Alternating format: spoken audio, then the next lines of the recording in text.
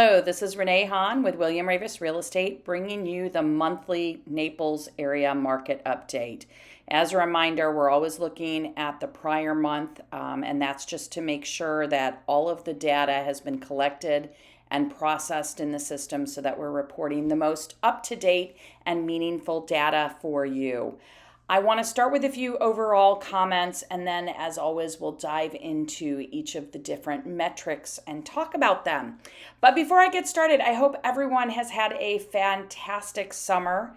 I know gearing up for fall seems to get busy for everyone, whether you're busy because you're getting kids ready for school, whether you're busy because you're getting some off to college, whether you're busy because you're coming back from vacation and headed back into the workforce full throttle forward.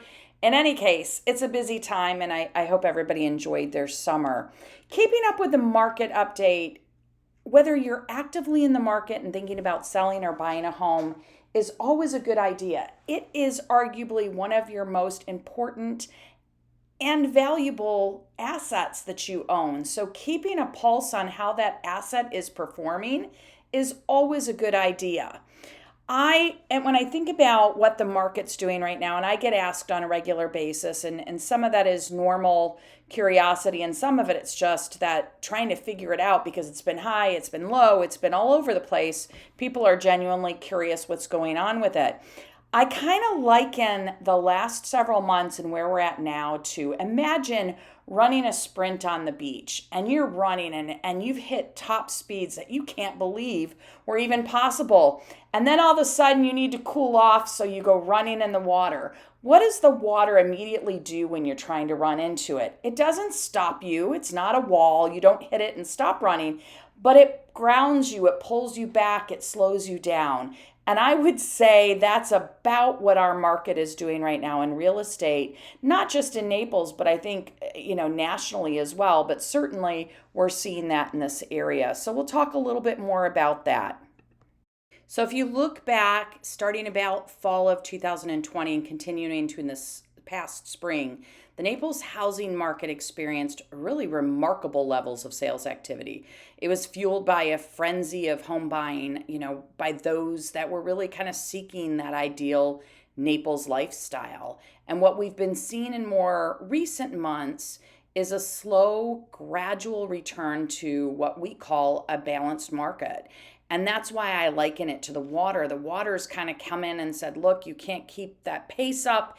It's not healthy. We're going to absorb some of that speed and slow it down and balance it. So if you look at recent data, and again, we're going to go into this in more detail, it really reflects the more familiar activity levels that were pre-pandemic summer months. So this summer was the first summer out of the last three that really behaved more like what I call a traditional Naples summer. And I talked about this in my last report, but you have to remember there were lots of things going on this summer. I don't know about you, but a number of my colleagues, friends, family took advantage of being able to travel internationally for the first time in the summer. And if people aren't here, they're obviously not looking at houses. So again, you had natural summer patterns, probably also exacerbated a little bit by the opening up and comfort of people feeling like they could travel internationally. The one thing to keep in mind when you're talking about real estate in this area, we have a really resilient market.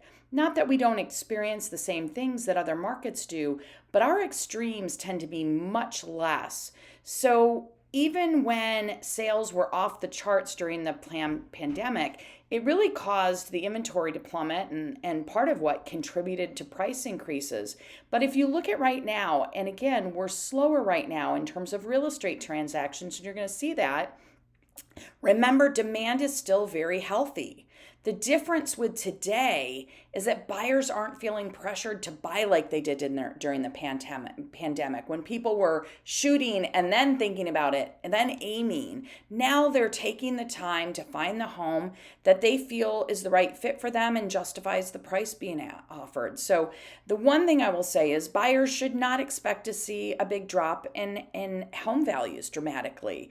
When you look at again, demand, supply, you're going to see, although there's a year over year, trimming of the price growth we were going through, that steady demand is and I'll call harnessed inventory is still not returned to pre-pandemic 2019 levels. So I wouldn't sit around waiting for a deal to be had. Certainly we're still seeing some price drops, and we'll get to that in a few minutes, but that's almost right sizing price drops. I would not expect that we're going to see these crazy deals and you're going to see 2018 prices. You could certainly wait, but as it, particularly if you're using a mortgage and rates are growing, you may miss an opportunity to buy something that's more fairly priced now, and you're going to lose that advantage through potentially additional cost in other places. So let's take a look at the data. We'll start with taking a look at new listings. So certainly you can see new listings are down 15% year over year. So when you compare July of this year to July of last year, it looks like the number of listings coming on is much slower, and they are. But what I find interesting here is look back to, and I have it on this page, July of 2019. In the month of July in 2019, new listings were at 935. So this year we're at 944. Not a lot of difference. Again, you're expecting to see less inventory, less new listings coming on, because most people aren't necessarily going to want to list during these slower months. All right, we talked about new listings that were coming onto the market in the month of July. Now let's look at total inventory. So in July, inventory rose 87.6%. So from 1,295 properties on the market in July of 21 to 2,429 properties on the market in 2022.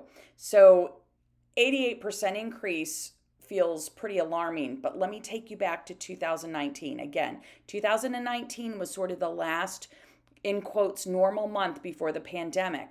There were 5,200 properties on the market during the month of July. So we're not even half of that this summer. So yes, inventory is up compared to last year, but it's not near as high as it was back in 2019. This is why I say this is not a buyer's market. This is getting closer to what we call a balanced market. All right, we've talked about what came on new onto the market in July of this year.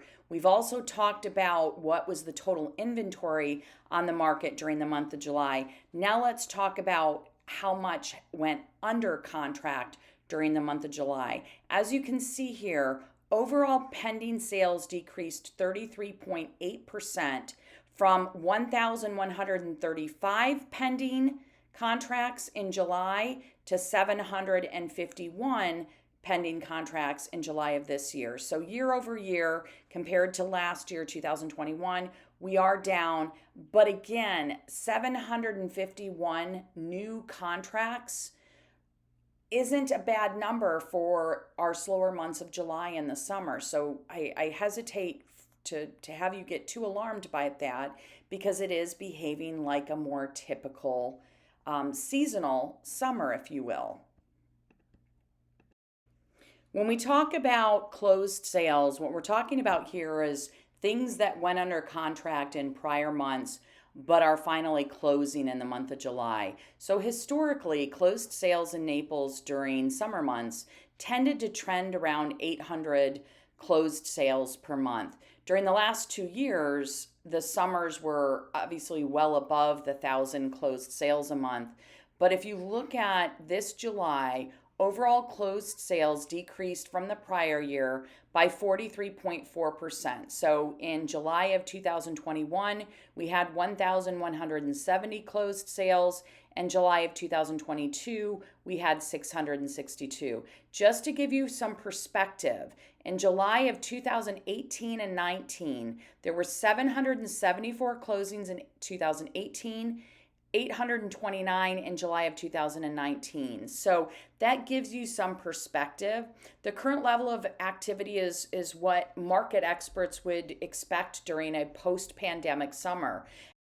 So as you look at the slowing of closed sales and pending contracts over summer months, it's so important to make sure you're connected with a qualified, experienced, and knowledgeable real estate agent that can really take a look at what is normal behavior, what's going on in the marketplace, when is the best time to list. It doesn't mean nobody should list over the summer, because I can tell you a number of properties that I listed and got under contract very quickly.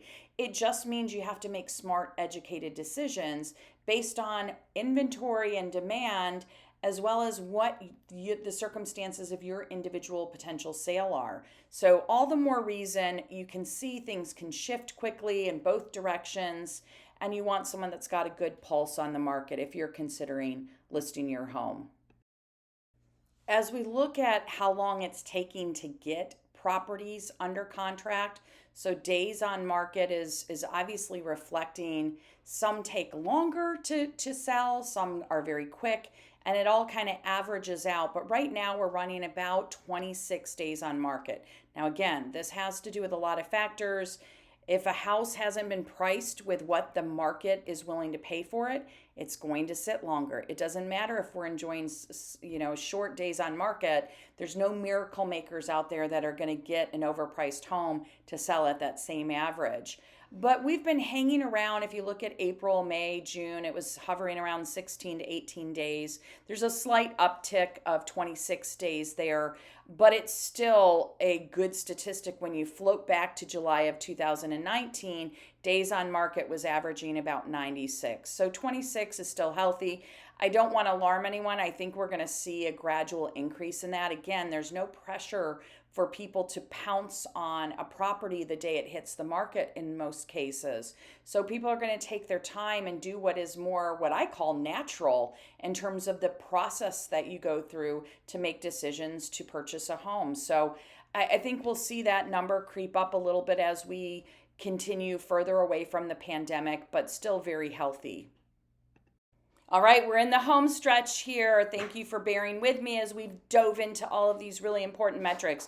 The last thing that I report on is median closed price. So everybody always wants to say, show me the money. I've said this before, but I'll say it again because it's important. As you're looking at median sales price, it's important to remember this can be as much about the mix of what is sold as it is to be a representation of an appreciation or a depreciation of overall home values. So please keep that in mind and couch that appropriately. The median closed price in July of 2022 was a 16% increase over July of 2021. So in 21, the median price was roughly about 470, but in this July it was 545. But if you look, it actually decreased by 9.8% from June. So June on this chart, as you see, the median closed price was 604. Again, month over month, even year over year, you're going to see some variation. The one thing that is kind of important that kind of illustrates this reset of the market is in the month of July, there were 905 price reductions. If you look at July of 2021, last year, there were only 293 price reductions. Now, again, I don't want anybody to take away from that the values of homes is dropping. It's rather the expectations of sellers is resetting. Remember, people were doing, leapfrog price increases. Every sale was selling for more than the prior one. And this is more right sizing the prices, bringing them back in line with what the market would normally be if the pandemic hadn't hit and shook everything up. As we round out the 15 minutes for this market update, I'll just close with some few final comments. One, it's still a good time to sell. It's still a good time to buy. Balanced markets are actually very healthy. Anytime it starts to favor one party over the other, it creates not only the imbalance, but it creates behaviors that aren't necessarily always healthy. So, in this case, be thankful that we're moving more towards a balanced market. I know you might be salivating over the prices you could have gotten, but now it's time to turn and face forward and appreciate that we still live in a very vibrant community with housing values still very, very healthy. We benefit from the fact that it is a community that tends to have high proportions of cash buyers, which means people own their properties outright. That helps pull us through the lulls in real estate and the tough economic times. So, again, lots to celebrate here. If you have any real estate needs, or you know someone that you care about and you want to make sure you get them outstanding real estate support, don't ever hesitate to reach out to me again, Renee Hahn with William Ravis Real Estate, and it would be my honor to serve you and those you care about most. Have a fantastic day.